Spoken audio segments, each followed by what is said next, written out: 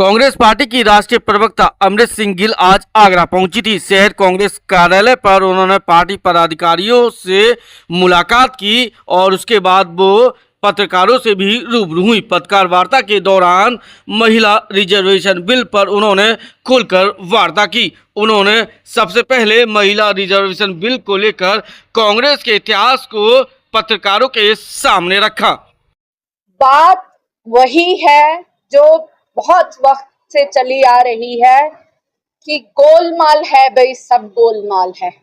सीधे रास्ते की ये टेढ़ी चाल है, दिखाया कुछ और जा रहा है। महिला विमेन रिजर्वेशन के ऊपर, आरक्षण के ऊपर बात असली में कुछ और है। तो मैं बात शुरू करने से पहले कुछ इतिहास के इतिहास में जाना चाहूंगी। कांग्रेस का इतिहास, हमारे देश का इतिहास।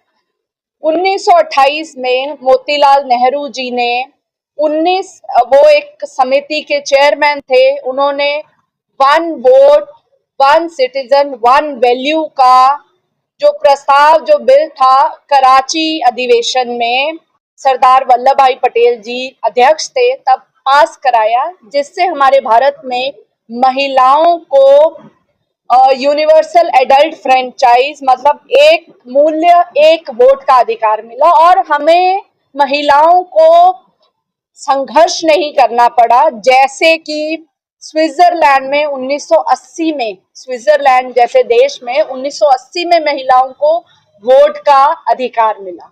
और ऐसे ही अगर हम बात करें पंचायतों और नगर पालिकाओं में, राजीव गांधी जी ने विमेन रिजर्वेशन के लिए वो बिल लेके आए, पर तब विरोध में, विपक्ष में यही लोग थे, पर किसी कारण करके ये बिल पास नहीं हो सका। जो पीवी नरसिम्हा राव जी जब वो प्रधानमंत्री थे, तब ये पंचायतों और नगर पालिकाओं में विमेन रिजर्वेशन 33% पारित हो सका और तब भी कांग्रेस की गवर्नमेंट थी। अगर आज पूरे भारत में 40 लाख लोग पंचायतों और नगर पालिकाओं में हैं, उसमें से 15 लाख महिलाएं जो हैं प्रतिनिधित्व करती हैं, तो वो विमेन रिजर्वेशन जो है कांग्रेस लेके आई थी। और 2010 में जब डॉक्टर मनमोहन सिंह जी थे प्रधानमंत्री और श्रीमती सोनिया गांधी जी यूपीए अध्यक्ष थी, तब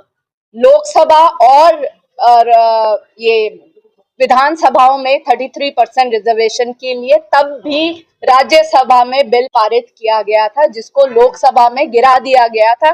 तब भी सत्ता में अनिल जेटली वगैरह ये सभी लोग थे और ये पास नहीं हो सका। इस दौरान कांग्रेस की राष्ट्रीय प्रवक्ता अमृत सिंह गिल ने बीजेपी को भी आड़े हाथ लिया। उन्होंने कहा कि महिला आरक्षण बिल को लेकर विपक्ष और कांग्रेस पार्टी पीछे नहीं है, लेकिन भाजपा की रणनीति और उनकी साजिश को भी समझना होगा। वह महिला आरक्षण बिल के साथ परिसीमन को भी लागू कराना चाहती हैं और परिसीमन लागू कराने का मतलब है कि वह उसमें अपना हस्तक्षेप और मनमर्जी को लागू करेंगे। अगर उन्हें ऐसा करना है तो वह मानसून सत्र में प्रस्ताव लाएं, जिस पर विपक्ष के साथ वार्ता करें, लेकिन वो महिला आरक्षण बिल के पीछे अपनी इस कोशिश को नाकाम होता हुआ नहीं देख सकते। इसीलिए जब विपक्ष ने इसका विरोध किया तो अब विपक्ष को ही महिला विरोधी बताया जा रहा है।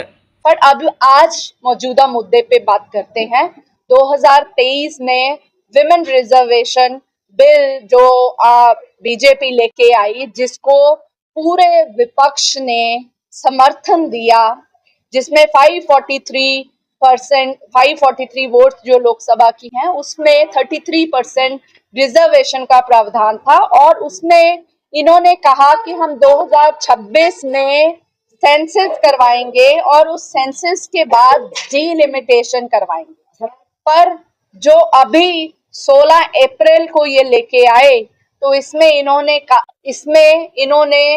कहा कि हम कास्ट सेंसस जो है 26 में नहीं करवाएंगे, क्योंकि रीजंस दिए गए कि इसमें बहुत वक्त लगेगा और हम 29 में लागू नहीं कर पाएंगे। हम जो सेंसस है 2011 से उठाएंगे, पर जिसके लिए और उसको उठा के इनका मकसद परिसीमन करना, और जैसे इन्होंने असम में किया, जम्मू कश्मीर में किया, अपनी मन मर्जी से लोकसभा की सीट्स को काटा और विपक्ष के एमपीज को सबको नुकसान पहुंचाया। इसके पीछे इनका जो मकसद है, इनका मकसद है कि हम मोदी आरक्षण सभी जगह पे अपनी मन मर्जी से ये लोग परिसीमन करें, डिलिमिटेशन करें और ऐसा सीटें बनाएं कि सत्ता से कभी ये जाए ना। और विपक्ष कह रहा है कि आपने जो 2023 में आप लेके आए थे बिल, जिसमें आपने कहा 2026 में सेंसस होगा, उसके बाद डिलिमिटेशन होगी और 2029 में इसको लागू किया जाएगा, उसको कीजिए। अदरवाइज इसमें अगर आप कोई अमेंडमेंट्स कुछ और चाहते हैं तो आप मॉनसून सत्र में लेके आइए, जिसके ऊपर विपक्ष को पूरा मौका दीजिए, उस पर विचार करने का सर्वदलीय मीटिंग बुलाइए जिसमें हम लोग विचार कर सके, क्योंकि ये अकेला विमेन रिजर्वेशन नहीं है, ये विमेन रिजर्वेशन के साथ साथ आप परिसीमन को जो अपनी मर्जी से करना चाहते हैं वैसे नहीं होगा। और कांग्रेस की राष्ट्रीय प्रवक्ता ने कहा कि पीएम मोदी ने खुद कास्ट सेंसस कराने की बात कही थी, लेकिन अब वो अपनी बात से मुकर रहे हैं और महिला शक्ति वंदन अधिनियम को लागू कराना चाहते हैं। लेकिन कांग्रेस चाहती है कि पहले कास्ट सेंसस हो, जिससे ओबीसी महिलाओं को लाभ मिल सके, जिसकी जितनी भागीदारी उसे उतनी हिस्सेदारी मिलनी चाहिए। शुरू से कांग्रेस पार्टी कहती आई है कि कास्ट सेंसस होना चाहिए, आप जिसकी जितनी आबादी उसकी उतनी हिस्सेदारी, आप उसके बेसिस के ऊपर ओबीसी महिलाओं के लिए तो आप बोल ही नहीं रहे। तो कांग्रेस पार्टी ये चाहती है और कि आप 33% रिजर्वेशन लेके आ रहे हैं, तो उसमें से भी 1/3 रिजर्वेशन जो है ओबीसी महिलाओं के लिए कीजिए, कास्ट सेंसस कीजिए। इतनी भी क्या जल्दी है कि आप अपनी ही बात से मुकर रहे हैं और पूरे भारत को, पूरी भारत की मेरी बहनें, मेरी माताएं ये समझती हैं कि कौन उसके हितैषी है और कौन उनके विरोध में खड़े हैं।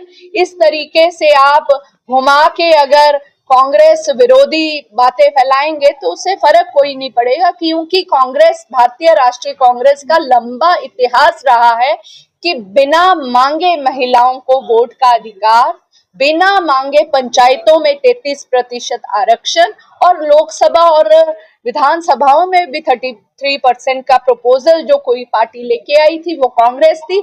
और 2018 में श्री राहुल गांधी जी ने भी चिट्ठी लिखकर आपको कहा था कि आप दो विमेन रिजर्वेशन जो है इसको लेके आइए पार्लियामेंट में और विधानसभाओं में, ताकि जो हमारी माताओं को रिप्रेजेंटेशन मिल सके।